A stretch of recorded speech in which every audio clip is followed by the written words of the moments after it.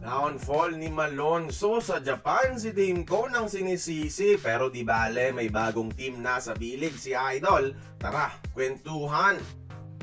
Sa pag-wave ng Kyoto Hanaris kay Jamie Malonzo, maraming nagsasabi na bumaba na daw ang kalidad ng laro niya at hindi na isang MVP level player noong nasa Northport pa. At kadalasan sa comment section yung palaging nakikita ko is yung CC nila sa downfall nitong si Jamie kay Coach Team Con, mga idol, dahil sa paglagay kay Jamie bilang isang role player lamang sa kanyang triangle system. Mula sa pagiging isang go-to guy sa Northport, nilimitahan daw ni Coach Tim ang capability ni Jamie para maging piyesa lamang sa kanyang sistema. Kaya daw bumaba ang laro ni Jamie to the point na hindi na ito makasabay sa international sa bilig.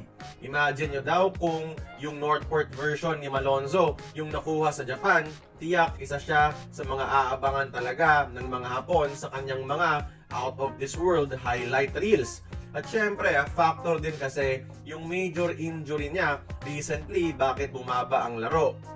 Kayo ba mga idol, agree ba kayo sa sentimento ng ibang mga fans na may kasalanan talaga si Coach Tim Con sa paglimit ng potential nitong si Malonzo? Sinabi na rin pala ni Jamie na may ilang teams na siyang kinakausap para ipagpatuloy ang karera niya sa bilig, mga idol.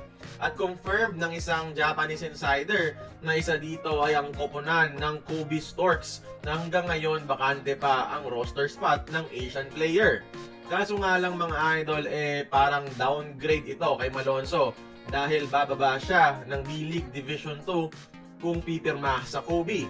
Pero wala din namang problema dahil pwede itong gamitin ni Malonzo maging stepping stone para ipakita na kaya niya talagang sumabay sa Japanese brand of basketball dahil playing for Kobe means malaking role and more playing time.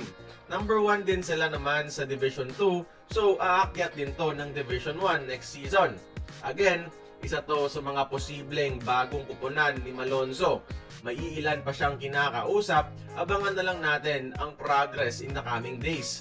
Kaya kayo mga idol, para sa inyo, dapat na bang umuwi si Malonzo sa Pilipinas, humingi ng tawad sa PBA, o patuloy lang sa pagsubok sa Japanese B-League? Join the conversation, magkomento lamang sa ibaba.